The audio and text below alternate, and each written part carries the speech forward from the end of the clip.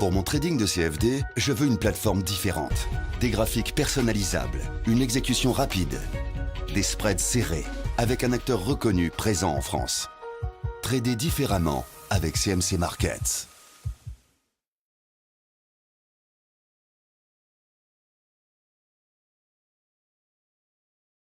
Du CAC 40 pour le 22 mai.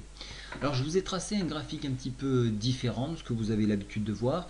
Donc ici je vous ai tracé un biseau ascendant. Alors qu'est-ce que c'est un biseau ascendant? La figure du biseau ascendant, une fois qu'on sort le triangle par le bas, nous avons énormément de chance ou de malchance de poursuivre la descente. Attention, c'est de la théorie. Maintenant, nous avons d'autres paliers importants. Vous avez vu que je vous ai tracé de droite ici et ici. La première matérialise, comme la seconde, un retracement Fibonacci. Vous voyez que ce retracement Fibonacci ici est très exploité ici depuis 4 jours. Vous voyez qu'on rebondit sur cette zone. De ce fait, on réintègre ce biseau au contact tout juste, à l'heure qui est à 4468, au contact donc de la MM20 et de la MM10, puisque vous le savez maintenant, j'utilise la MM10 qui est en jaune et la MM20 qui est en bleu.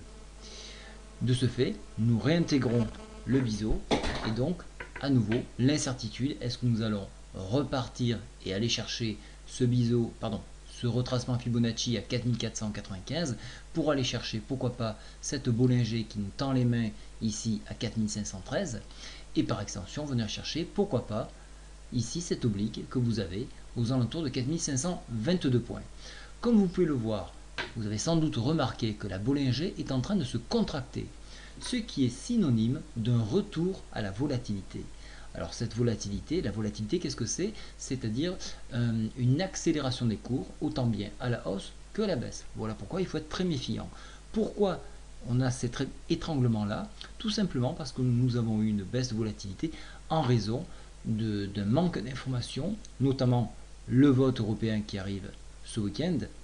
Et donc tout ceci fait que les gens attendent et donc la volatilité devrait retourner, pourquoi pas, dès lundi. Alors demain matin, nous avons 3 statistiques importantes qu'il faudra suivre. Donc le PMI chinois à 3h45, à 9h30 le PMI allemand et très important à 16h aux US la vente de maisons existantes. Maintenant, donc, je reviens sur ce graphique. Donc, je vous expliquais donc en réintégration de ce biseau, donc on repartirait à la hausse. En invalidation du contact de la 20 et de la 10, on reviendrait tester une nouvelle fois de plus ce niveau ici, qui correspond donc au Fibo à 4427 et en enfoncement. Alors, vous voyez que quand même il est doublement résistant, doublement support, puisque vous avez à la fois le bas de la Bollinger et donc le Fibo. Mais si toutefois il venait être enfoncé, on pourrait fixer en ligne de mire les 4391. On remarquera que la MACD, je vais vous l'agrandir un petit peu, est en train de s'écraser, donc on est toujours en tendance baissière, mais vous voyez que les histogrammes sont en train de diminuer, donc vous voyez qu'on est en train de marquer un arrêt. Au niveau du stochastique, on a largement refroidi, donc attention, on pourra avoir effectivement une reprise. Donc le mouvement baissier n'est pas encore engagé, on a déjà bien refroidi. Pour ceux qui travaillent avec la théorie de dos, c'est-à-dire que les plus bas se retrouvent toujours plus haut, vous voyez que ici, ce point bas n'a pas cassé le point le plus bas ici.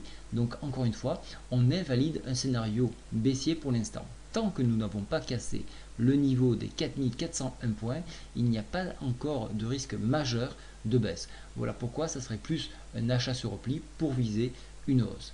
Donc en attendant, je vous recommande bien évidemment de suivre le marché, de suivre tout ce qui va se dire sur les décisions européennes, bien évidemment qui va sortir. Juncker, on le connaît bien, donc c'est une valeur un petit peu sûre, donc on sait où on va. Les autres personnages, malheureusement, dans la politique française, ils sont méconnus et donc peut-être une incertitude à ce niveau-là. Donc soyez vigilants sur ces élections et donc travaillez avec énormément de prudence. Voilà, je vous souhaite à tous une très bonne soirée. Au revoir.